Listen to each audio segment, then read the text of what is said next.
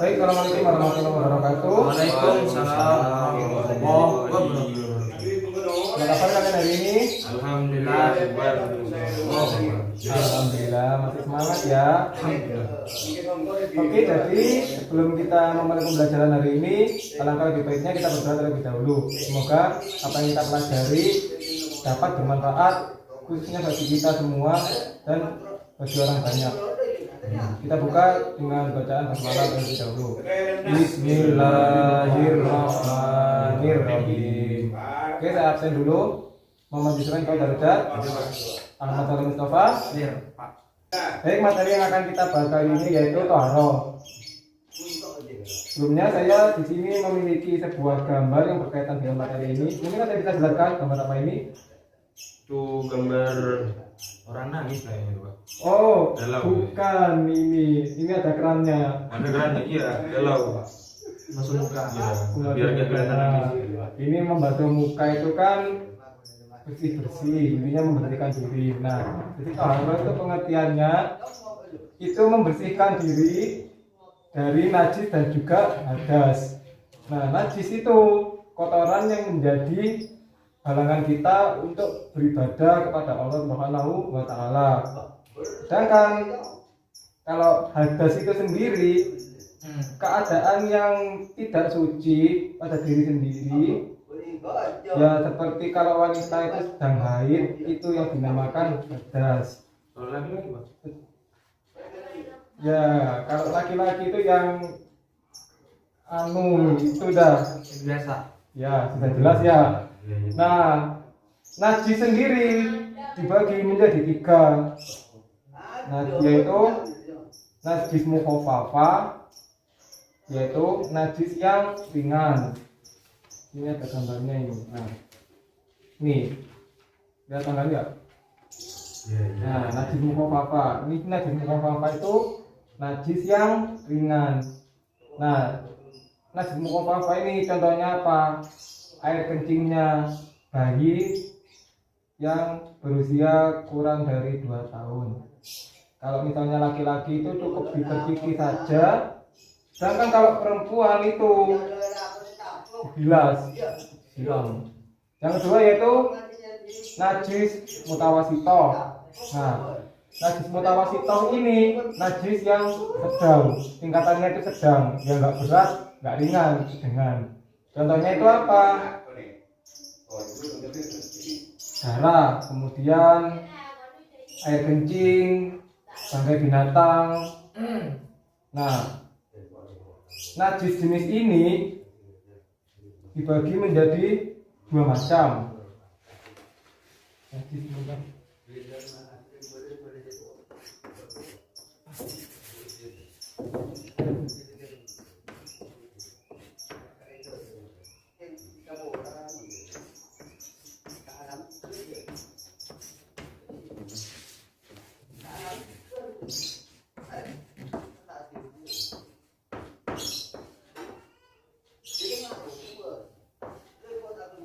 Nah, najis mutawasito ini masih dibagi lagi dalam 2 macam. Yang pertama itu najis hukmiyah.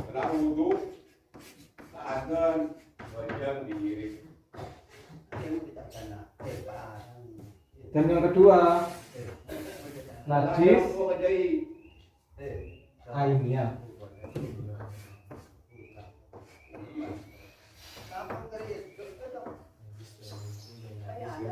Nah, najis hukmiyah ini dia berwujud.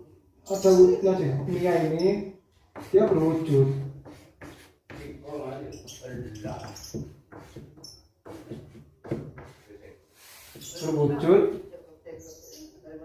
Tapi tidak nyata. Wujudnya ini tidak nyata. Maksudnya tidak nyata ini bukan hoax ya. Ghosting. Tapi zatnya, baunya, dan juga rasanya ini itu tidak berwujud. cara mensucikannya itu dengan mengalirkan air pada benda yang terkena najis itu tadi. Contohnya apa? Kalau contohnya sendiri najis yang hukmiyah ini, misalnya itu bekasnya kotoran burung, itu kan kita masih meragukan ini kira-kira baunya masih ada apa enggak, terus rasanya gimana, Dirasain, dijilat. ini kalau menurut teorinya seperti itu. Nah sedangkan najis ainiyah ini tadi, nah najisnya itu berwujud, otomatis tampak jelas di sini ada. Sebenarnya kalau ada teleknya kucing, itu masih kelihatan teleknya itu. Kalau tadi kan yang ini kan masih bekasnya, kira-kira ini masih ada apa enggak, sisa-sisanya itu masih ada apa enggak gitu. Nah, cara mensucikannya itu ya menghilangkan tadi itu, menghilangkan najisnya bendanya itu, menghilangkan bendanya ini dibersihkan. Kalau yang najis hukminya ini kan ya ini sudah hilang tapi masih sifatnya itu masih meragukan. Masih ada bau dan bekas. Nah kalau yang ainiyah ini ya ini masih ada, masih nampak seperti itu. Nah kemudian yang ketiga, yang terakhir, najis mughaladzah. Nah najis mughaladzah ini bersumber dari hewan anjing anjing dan babi. Nah kalau anjing ini kita harus membasuh diri sebanyak 7 kali. Yang 1 kalinya itu menggunakan air, diantaranya itu menggunakan air yang dicampur dengan tanah. Nah setelah kita mengetahui cara mensucikan najis, yang kemudian kita akan membahas mengenai cara mensucikan diri dari hadas. Jadi kan sudah tahu ya perbedaannya hadas sama najis itu apa. Sekarang kita akan membahas cara mensucikannya. Yang pertama ada hadas kecil. Hadas kecil ini contohnya keluar sesuatu dari kemaluan dan dubur. Contohnya kalau misal kita BAB terus kencing, itu kalau masih ada bekasnya itu masuk hadas karena berasal dari dirinya kita. Yang kedua, tangannya kita ini, telapak tangannya kita ini menyentuh kemaluan dan dubur, itu termasuk hadas kecil.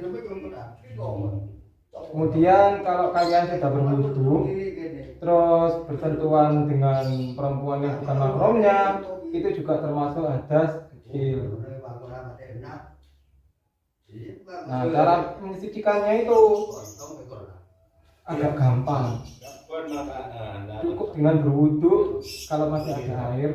Kalau misalnya tempatnya masih ada air, masih asri gitu, kalau tempatnya gersang kita digurun, baru kita tayamum. Tadi kan hadas kecil. Nah kalau hadas besar itu apa? Nah hadas besar ini berhubungan suami istri, itu masalah besar. 2, keluar mani kalau laki-laki. Kalau perempuan itu menstruasi, kemudian melahirkan, nifas, dan meninggal.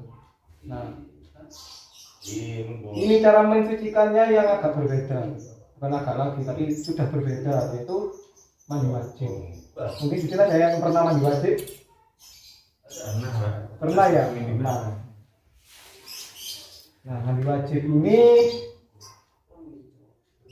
membasahi seluruh tubuh dari ujung rambut sampai ujung kaki. Ya seperti mandi-mandi yang pada umumnya itu, cuma diniatinya itu yang berbeda. Nah, tapi kan kita sudah membahas macam-macam najis dan hadas ya, beserta cara mensucikannya. Di sini kita akan membahas sedikit tentang niat-niat dan juga rukun dari mensucikan najis dan hadas yang sudah kita bahas tadi. Yang pertama ini mandi wajib. Mandi wajib ini kan untuk menghilangkan hadas besar. Mandi wajib ini ada nama lainnya, ada istilah kerennya yang namanya itu junub. Jadi niatnya itu nawaitul ghusla lirafa'il hadasil akbari fardhu lillahi ta'ala, yang artinya saya niat mandi menghilangkan hadas besar karena Allah Ta'ala. Kemudian yang kedua, setelah kita membaca niat, baru kita menghilangkan baik najis maupun hadas yang terdapat dalam tubuh kita, seperti bekas tetesannya, kemudian bekas bercak-bercaknya, seperti itu. Yang ketiga, membasahi seluruh tubuh kita, urut mulai rambut sampai ujung kaki.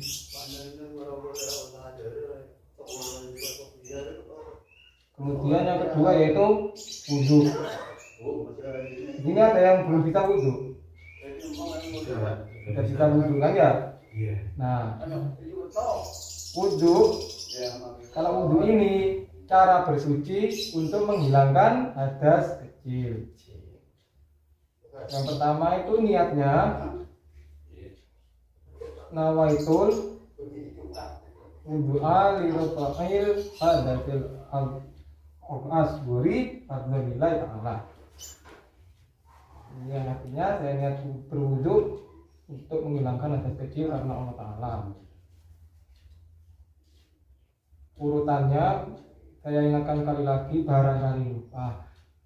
Urutannya itu yang pertama disunahkan untuk mencuci kedua telapak tangan, kemudian berkumur dan membersihkan lubang hidung.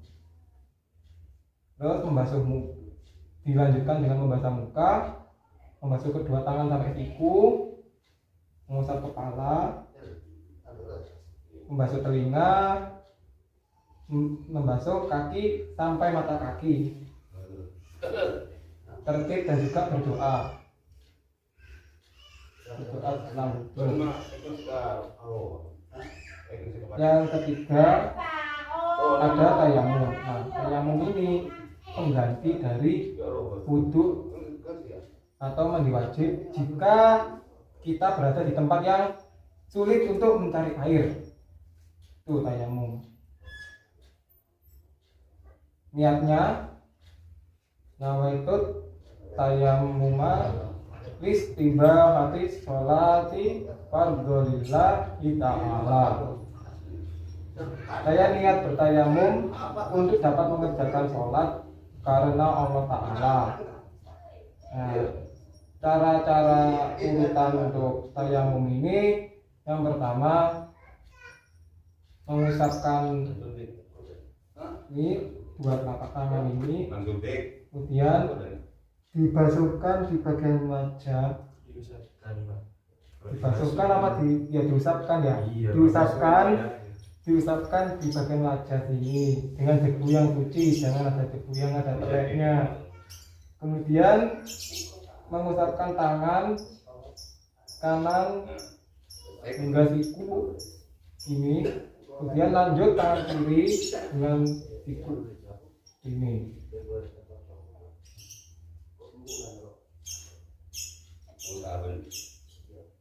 Jadi hikmah atau pentingnya bersuci atau toharoh ini, yang pertama itu orang tersebut pastinya otomatis akan bersih dan terhindar dari segala penyakit yang bersumber dari kotoran atau najis yang habis terkena di badan kita. Kemudian yang kedua, Rasulullah itu pernah bersabda bahwa orang yang selalu menjaga wudu atau menjaga kesucian itu wajahnya akan bersinar saat nantinya dibangkitkan dari alam kubur. Kemudian yang ketiga, yang pasti dapat dijadikan sarana untuk lebih mendekatkan diri kepada Allah Subhanahu wa Ta'ala. Dan yang terakhir, jika kita berperilaku hidup bersih dan sehat, pastinya kita akan menjalani hidup dengan lebih nyaman dan tentram. Baik, itu saja yang bisa saya sampaikan. Nah, nanti yang saya sampaikan tadi itu silakan kalian rangkum di rumah, dan nanti ada beberapa tugas yang akan saya berikan kepada kalian. Yang salah satunya itu yang menghafal niat-niat untuk bersuci tadi. Baik, sebelum kita akhiri, mari kita berdoa terlebih dahulu. Ya, semoga apa yang kita pelajari pada hari ini bisa bermanfaat dan barokah bagi kita semua. Al-Fatihah.